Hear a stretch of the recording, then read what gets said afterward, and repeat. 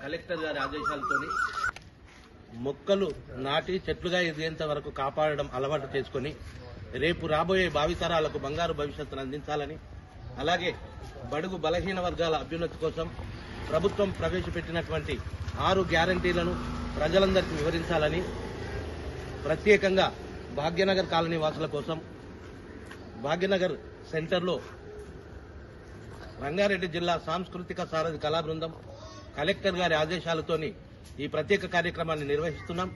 అందరూ సహకరించవలసిందిగా ఇప్పుడు కార్యక్రమంలో ఒక చక్కని గీతం విందాం. తమ్ముడా కదలి రాష్ట్రమంతా కాంతులిచ్చిందిరా చెల్లెలా, కన్న తల్లి లాంటి సర్కారురా